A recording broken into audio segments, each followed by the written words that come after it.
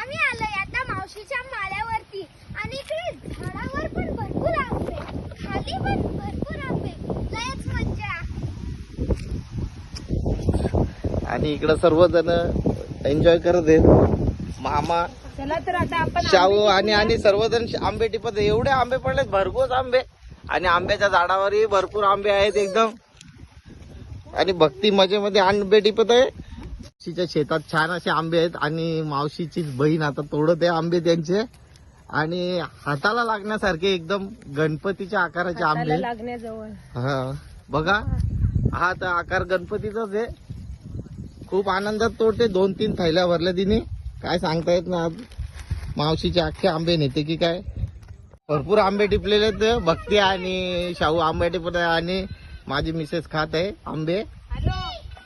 आणि मामा चढलेला आंब्याच्या झाडावर आलो तो. भरपूर असे आंबे बाजलेले आहेत, अजून पिकलेत झाडावर बघा. आम्ही आंबा टिपत आहोत तर त्याचे सदस्य सांगते तुम्हाला.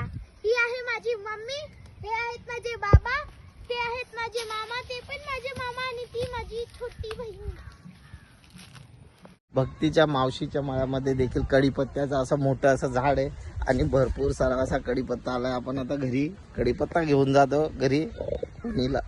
मावशीच्या बागेमध्ये असणारा आलवचा झाड, फळं पिकलेली आहेत आता खाण्यासाठी. अतिशय आंबट तुरट असा फळ. एकीकडं खूप सारे आलव भरलेले आहेत बघा.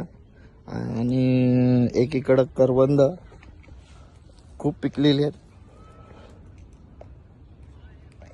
पहा तर, असा हा रानमेवा भरलेला आहे आपल्या भक्तीच्या मावशीच्या मळ्यामध्ये.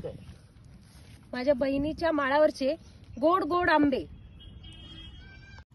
माझ्या बहिणीच्या शेतातली तुळशी, ही तुळशी साईबाबा, शिर्डी साईबाबा येथे जाते.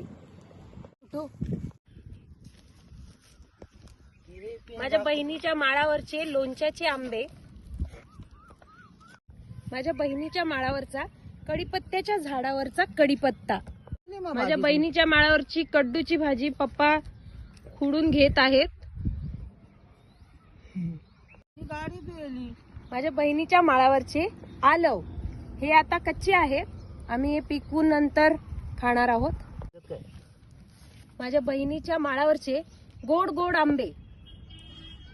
तर चला आता भक्तीच्या मावशीच्या शेतातून, माझ्या बहिणीच्या शेतात खूप सारे आंबे घेतलेले आहेत. आता ते आपण आपल्या या गाडीमध्ये ठेवणं गरजेचं आहे. ते आंबे आपण आपल्या गाडीमध्ये ठेवत आहेत आणि भरून तिथं आपण आपल्या गावाला, म्हणजे खोनी गावाला आपण पोहोचू. चलो खोनी.